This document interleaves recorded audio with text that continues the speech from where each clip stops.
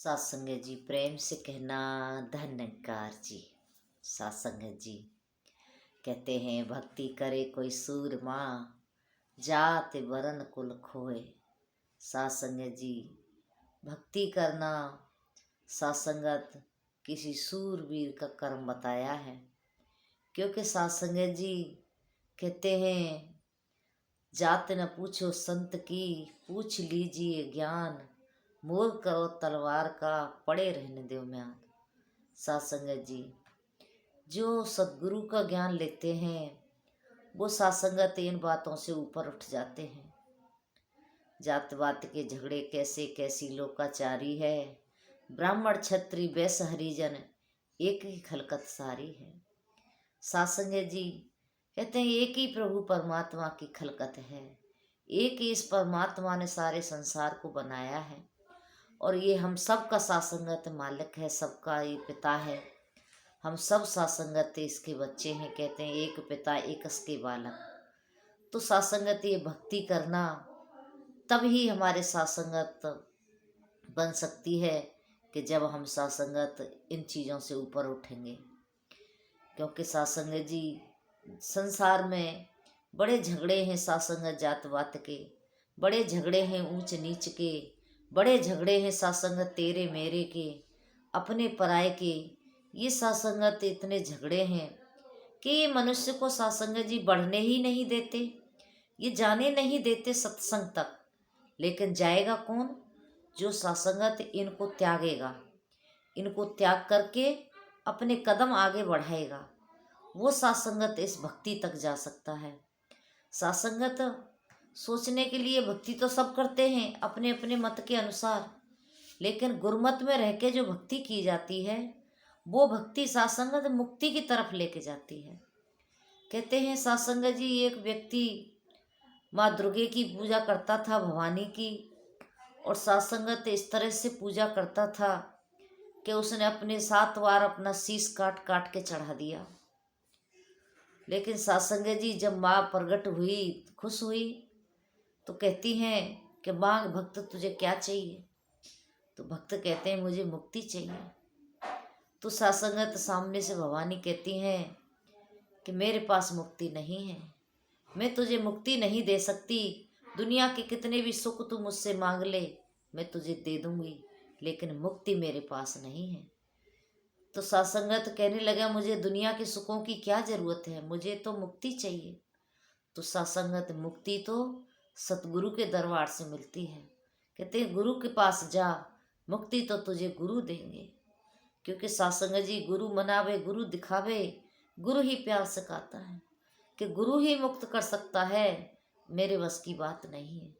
तो सत्संग जी अगर हमने मुक्ति चाहनी है तो सतगुरु के चरणों में हमारा जाना बहुत ज़रूरी है।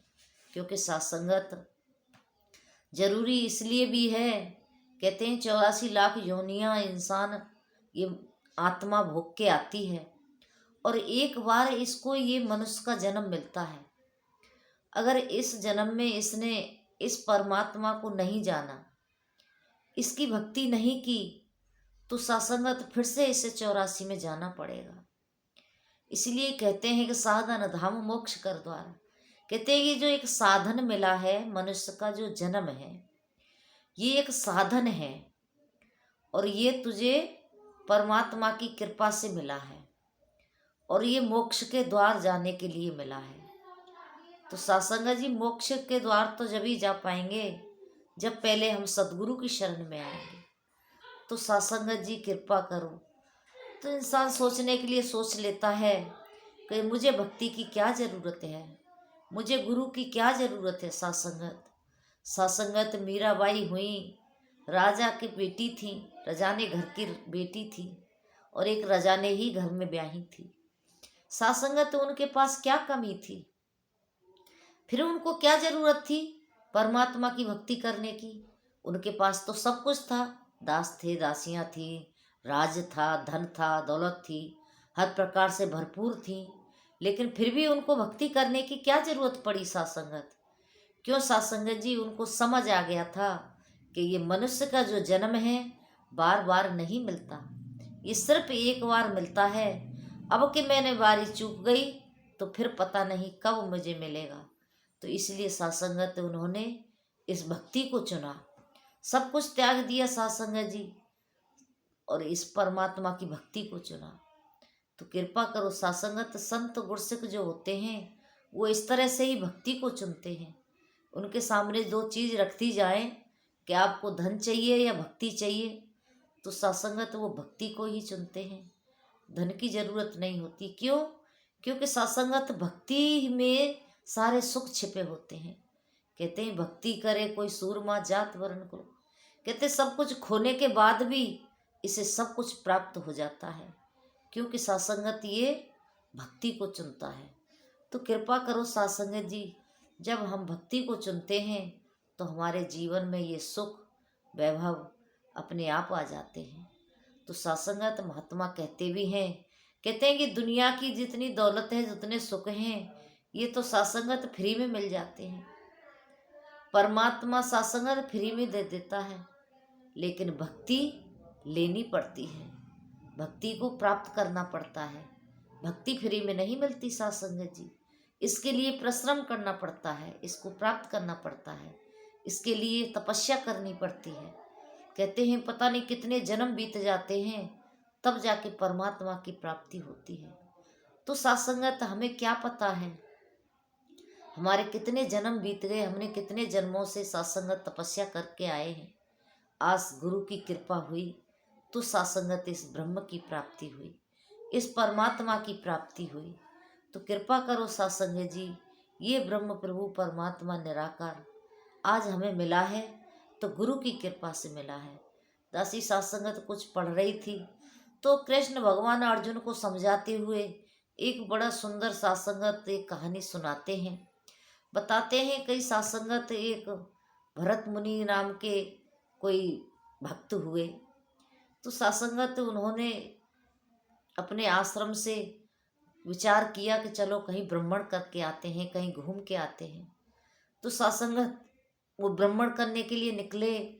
कहीं दूर चलते चलते थक गए तो किसी एक वृक्ष सासंगत उसके नीचे छाया में विश्राम करने का विचार किया। तो सासंगत वहाँ दो पेड़ थे, बेरी के, बेरी के दो पेड़ थे, तो उनके नीचे सासंगत उन्होंने विश्राम किया। एक बेरी के पेड़ के तने के नीचे तो सासंगत उन्होंने अपना सर रखा और दूसरे तने के नीचे पैर रखे। तो सासंगत वहाँ विश्राम किया। अब विश्राम करके मुनि तो चले गए सासंगत। तो उसके बाद में 5-6 दिन के बाद में ही सासंगत जी वो दोनों पेड़ सूख जाते हैं। वो दोनों पेड़ सूख गए। अब वो सूख जाते हैं तो सूख करके फिर कहीं सासंगत किसी पंडित के यहाँ पर जाकर के वो जन्म लेती हैं 2 बेटियों के रूप में। तो सासंगत जब वो ऋषि मुनि 7-8 साल के बाद कहीं से भ्रमण करते हुए उस राज्य से गुजरे तो सासंगत उन बेटियों ने देखा कि ये तो वही मुनि हैं। बड़े आदर सम्मान से नमस्कार किया और सासंगत बुलाया कि आओ बैठो, आपकी बड़ी कृपा है, आपकी कृपा से ही हम बेरी के वृक्ष से सासंगत मुक्त हुए हैं। तो सासंगत संत महात्माओं के चरणों में इतनी शक्ति होती है, इनके तो चरण जहाँ भी पड़ जाते हैं, कहते हैं सतगुरु के जहाँ चरण भी पड़ते खंडर पूजे जाते हैं। कि सतगुरु के जहाँ जहाँ चरण पड़ जाते हैं, इन संतों के जहाँ जहाँ चरण पड़ जाते हैं, वो सासंगत पूजनीय योग्य बन जाते हैं। तो सासंगत तो भरत मुनि कहते हैं कि मैंने ऐसा कब किया, मैंने आपको मुक्त कब किया।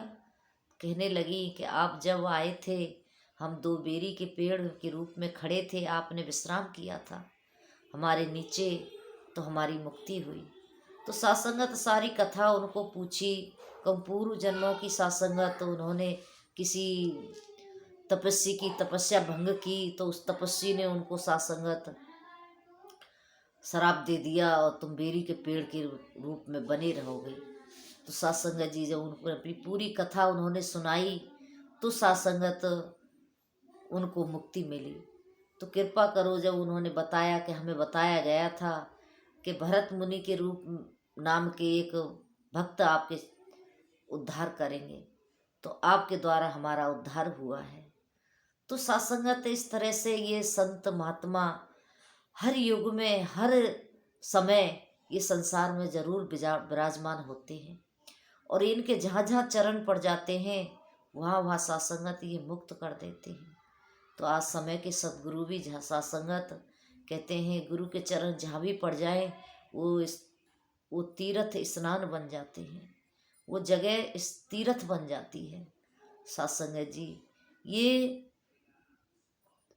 इन बातों को सासंगत वही समझ सकते हैं जो सासंगत इस प्रभु परमात्मा को जानते हैं, इसके साथ जुड़े हैं, इसकी भक्ति करते हैं, जो इसको प्राप्त करना चाहते हैं, जिनके अंदर ये तड़प है कि मुझे परमात्मा से मिलना है, मुझे परमात्मा को प्राप्त करना है, तो सासंगत वो रास्ता खोज ही लेते हैं, वो सासंगत पहुँच ही जाते हैं इस मंजिल तक।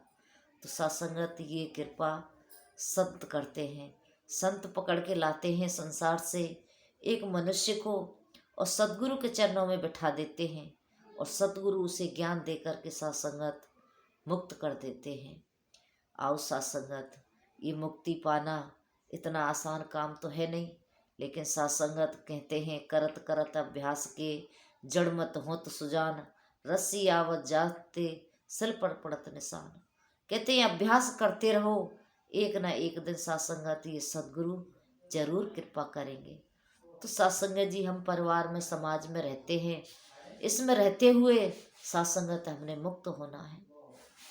अब कहने के लिए तो कह भी देते हैं कि भाई गृहस्थ में रहते हो, समाज में रहते हो, परिवार में माया में रहते हो, कैसे मुक्त हो सकते हो। लेकिन सासंगत जी इसका उदाहरण महात्मा देते हैं राजा जनक जी का। राजा जनक जी हुए सासंगत बेदेह कहलाए, वो राज्य में रहे, राज्य क्या सासंगत उन्होंने पूरा कर्तव्य निभाया, राज भोगा, लेकिन फिर भी बेदेह रहे, क्योंकि सासंगत उन्होंने जो भी इस्तेमाल किया इस परमात्मा सदगुरु का मान के इस्तेमाल किया कि मेरा मुझ में कुछ नहीं, जो कुछ है सो तेरा, तेरा तुझको सौंपिए क्या लागे मेरा। कि मेरा मेरे में कुछ नहीं है, जो कुछ भी है वो सब कुछ तेरा है। तो सासंगत इनके चरणों में बड़ी शक्ति होती है। कृपा करो सासंगत जी कि हम सेवा सुमिरन सत्संग के साथ हमेशा जुड़े रहें। सासंगत हमें घर बैठे भी सत्संग प्राप्त हो जाते हैं। आज का तो युग ही ऐसा है, ये मोबाइल का युग, सासंगत ऐसा चला कि हम घर बैठे विचार सुन लेते हैं, घर बैठे सत्संग सुन लेते हैं, घर बैठे सतगुरु माता जी के विचार भी सुन लेते हैं। सासंगत किस तरह से हम आज सतगुरु के विचारों का, गीतों का, भजनों का आनंद लेते रहते हैं। तो सासंगत जी बड़ी कृपा है सतगुरु माता जी की, आज हमें ऐसे युग में सासंगत हमको ये सतगुरु प्राप्त हुए। सतगुरु माता सुदीक्षा जी सासंगत ये समय के सतगुरु हैं। आज समय सतगुरु का है सासंगत, आज हम जुड़े हैं तो इनके चरणों में जुड़े हैं, तो इनके चरणों से ही सासंगत ये सुख, ये आनंद, ये वैभव सासंगत जी प्राप्त हुआ। तो कृपा करो सासंगत, हमने कभी भी किसी के साथ बहस नहीं करनी है, कभी भी किसी के साथ सासंगत जिद्दबाजी नहीं करनी है। कहते हैं हम समाज में रहते हैं तो सासंगत हमने सबकी हाँ में हाँ मिला देना है, लेकिन गुरमत को आगे रखना है, गुरमत को आगे रख करके ही चलना है, जिससे कि सासंगत हम कभी अपने रास्ते से ना भटकें, अपनी मंजिल से ना भटकें। हमारी मंजिल क्या है? हमारी मंजिल है ये प्रभु परमात्मा, इसमें सासंगत विलीन हो जाना, इसको प्राप्त कर लेना ही हमारी सासंगत मंजिल है।